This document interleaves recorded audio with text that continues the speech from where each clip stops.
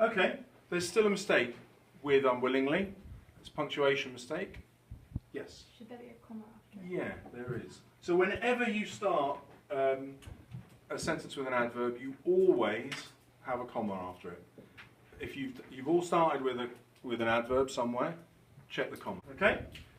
Right, next mistake, please. Okay, after bizarrely, should there be a...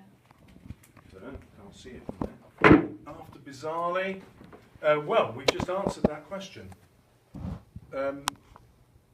What's that word got in common with that one? They're both adverbs, so the answer is absolutely. You started with an adverb, you need a comma. Well done. George, you get to choose one now? Don't know if it's a mistake, but after the green lawn and acting, You've got the then a computer. full stop, So I've up got a here. comma. So where the full stop is, then Yeah. can I have a comma instead? Ah, okay. Yes is the answer. Can you tell me why you think that? Because it would make more sense. Yeah, this bit, that doesn't make sense on its own. And if ever you write something that doesn't make sense on its own, it needs a comma. You can't have a full stop. Unless you're doing it for effect. So, George, you're absolutely spot on to change that to a comma. And then obviously you're going to get rid of the capital. Great stuff. Harry? Could you have a comma after the trees and plants look smaller than usual, and comma, even the convert tree looks tiny? Let's put one in. Yes, you can. Do you know why you want the comma there? Could you have an extra information? Spot on. Yeah, so let's highlight from even to tiny. This bit is the extra information. So, bizarrely the garden looks different from above, the trees and the plants look smaller than usual. Makes sense up to there. So that was an explanation. You've also spotted, okay, that is also an extra bit of information. And whenever you add an extra bit of information, you're using a comma. Unless you're adding a bit of information that's also a sentence. Okay? If you're adding a sentence, you have to use a full stop or a semicolon. So my question is, of the two yellow things, which is a sentence? And Jay is going to tell me that. Is it the trees and plants look smaller than usual? It is. That's the bit that makes sense on its own. Yeah?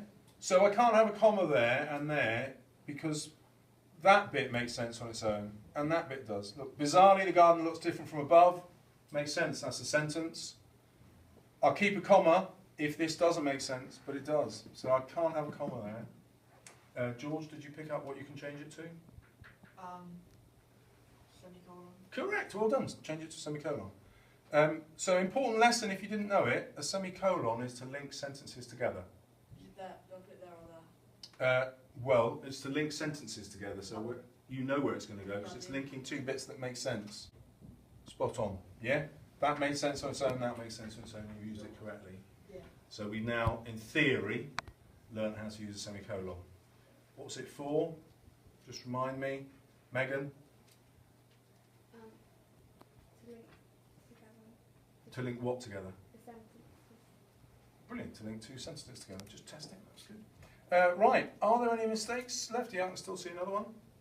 Connor? Okay, it's in this line here. Back looks like a doll's house compared to the... Is there meant to be a comma after house? Well, let's do the test. Does it make sense up to house? Even the shed at the back looks like a doll's house. Clap if it makes sense. Clap if it doesn't make sense. Okay, we're going for makes sense then. You're absolutely right, it does make sense, so we're going to have a comma there. Unless this bit does make sense, compared to the house, especially from this high up. So that doesn't make sense, this comma is correct. Thank you very much. Another mistake there. Yep. Couldn't there also be a comma after back? Where's back? Down there. Even the shed at the back. Looks like a doll's house. No, because this really goes together. If you had that as an extra bit of information, so the shed looked like a doll's house, comma, which I kept at the back, then it's an extra bit of information, but it's not there. But there is another bit of information in this bit. So starting with compared down to high up, there's an extra bit of information. You've got 5 seconds to work out what it is. Oh yeah, but I'm picking on everybody. Because my volunteers always get stuff right, pretty much. Okay. It's James. Who's James? Hello, James. Okay. Where's the extra bit of information?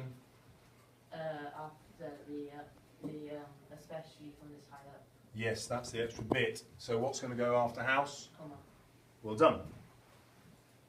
Okay, there is an owner. Those last 3 lines have got an owner in them, and the owners always need apostrophes, because the apostrophe says, this is an owner. What's my owner? Dan. Even the shed at the back looks like a doll's house compared to the house, especially from this high up. Something in that is owned by something else.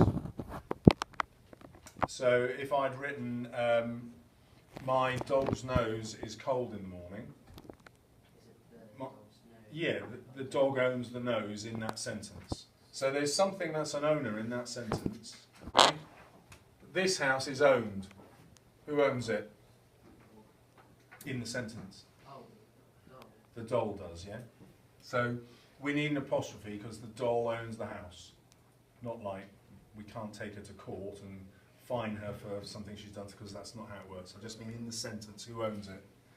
The doll does, and the apostrophe is correct.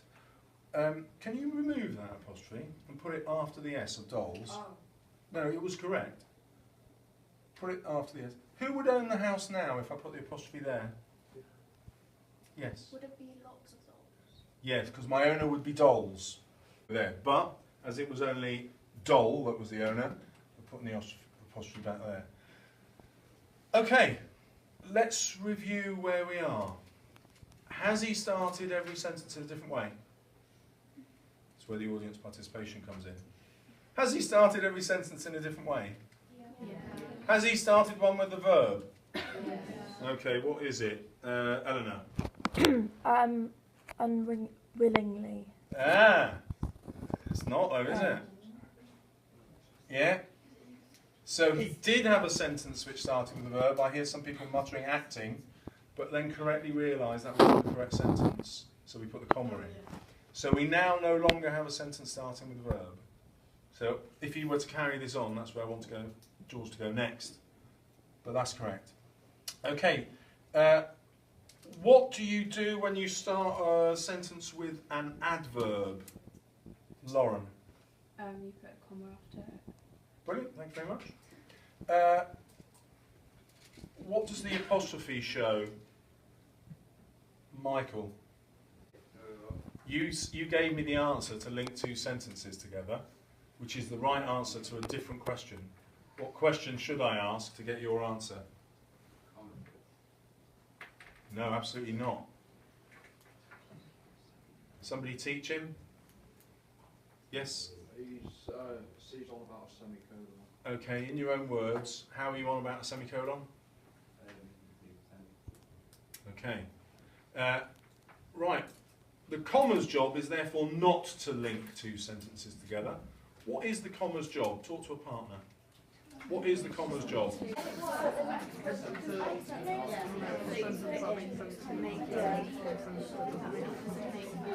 I have to check that.